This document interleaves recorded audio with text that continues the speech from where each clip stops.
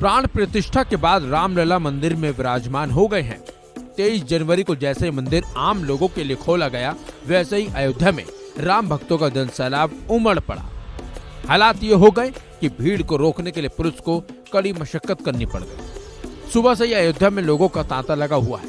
हर कोई रामलला के दर्शन करने के लिए उत्साहित हो गया है। हर कोई बस एक बार रामलला की झलक देखना चाहता है।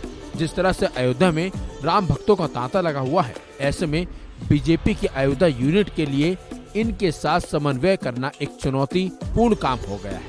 बल्कि बीजेपी ने जिला इकाई को एक बड़ी जिम्मेदारी जो सौंपी है, उसको लेकर बीजेपी अयोध्या की टेंशन ही बढ़ गई है।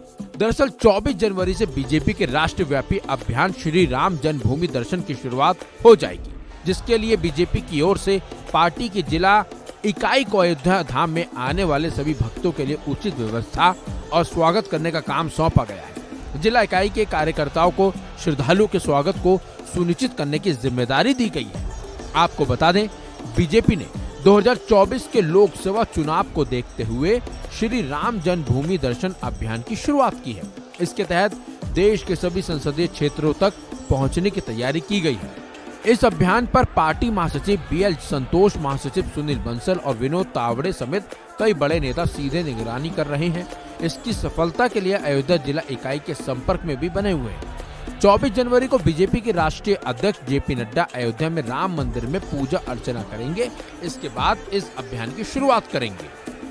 बीजेपी का अयोध्या जिला अध्यक्ष संजीव सिंह ने इस बारे में ET टाइम्स से बातचीत में कहा है कि ये हमारे लिए एक बड़ा अवसर होने जा रहा है, जब हमें देश के अलग अलग हिस्सों से आने वाले श्रद्धालुओं के उचित स्वागत की व्यवस्था की जिम्मेदारी दी गई है।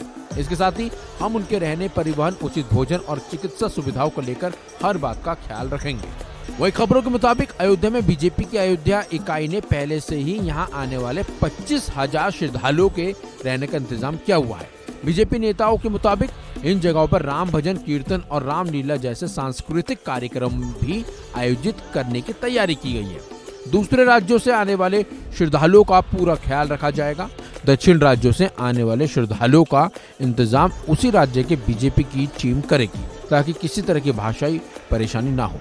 वहीं इस अभियान की सफलता के लिए बीजेपी ने विभिन्न राज्यों से करीब 500 पार्टी कार्यकर्ताओं को बुलाया है, जो अयोध्या बीजेपी का पूरा सहयोग करेंगे। दक्षिण के राज्यों से आने वाले श्रद्धालुओं के साथ समन्वय करने के लिए उसी राज्य के कार्यकर्ताओं को लगाया जाएगा, जो उस राज्य की भाषा के साथ हिंदी और अंग्रेजी भाषा को भी जानते हो।